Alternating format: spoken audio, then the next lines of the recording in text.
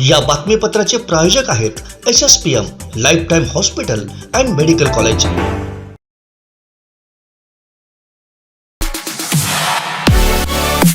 नमस्कार, हे आहे कोकणचं नंबर 1 महा चॅनल कोकण 7 लाईव्ह आणि आपण पाहताय संध्याकाळच्या टॉप न्यूज।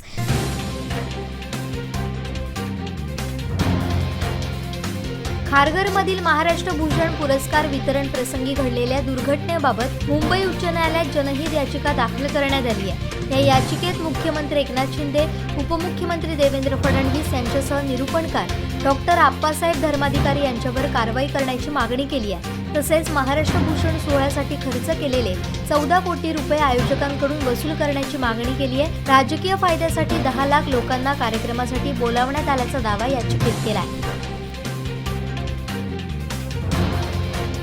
भाजपनं मला एक जबाबदारी दिली आहे। सकाळचा भोंगा जो कोणाला आवडत नाही त्याची हवा काढण्याची जबाबदारी वरिष्ठांनी माझ्यावर टाकली आहे। त्यामुळे भाजपच्या वरिष्ठांवर संजय राऊत यांनी कुठलाही खोटांचा आरोप केला, खालची पातळी वापरली, अपशब्द वापरला तर ही माझी पत्रकार परिषद आवर्जून ऐकावी। नितेश राणेंनी मला इशारा दिला नव्हता हे परत बोलू नये। यापुढे आमच्या कुठल्याही नेत्यावर खोटे बोलाल तर आम्ही बाळासाहेबांचे ओरिजिनल शिवसैनिक आहोत, संजय राऊतांसारखे चायनीज मॉडेल नाही। जर आमच्या पक्षाच्या नेत्यांवर बोलाल तर मी उद्धव ठाकरे, आदित्य ठाकरेंचे कपडे अंगावर ठेवणार नाही, टराटरा फाडीन, असा निर्वाणीचा इशारा भाजप आमदार नितेश राणेंनी खासदार संजय राऊतांना दिला।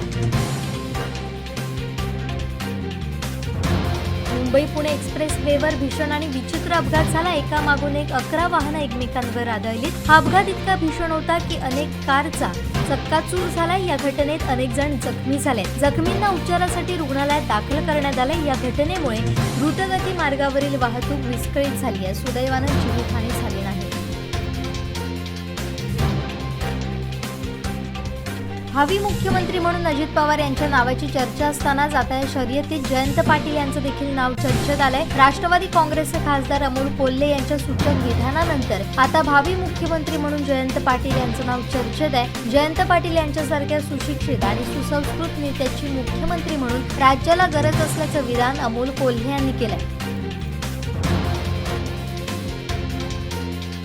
10 मे पर्यंत परशुराम घाटातील वाहतूक बंद करण्यात आली आहे। 25 एप्रिल पासून ते 10 मे पर्यंत या कालावधीमध्ये दुपारी 12 ते सायंकाळी 5 वाजेपर्यंत परशुराम घाट सर्व प्रकारच्या वाहतुकीसाठी बंद ठेवण्यात येतोय।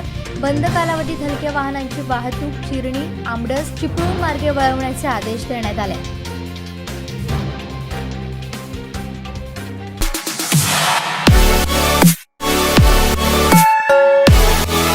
आणखीन काही महत्त्वाच्या बातम्यांसह भेटूया यानंतरच्या बातमीपत्रात। पाहत रहा कोकण 7 लाईव्ह, नव्या कोकणचा ग्लोबल ब्रँड। या बातमीपत्राचे प्रायोजक होते गोकुळ दूध आणि दुग्ध उत्पादने।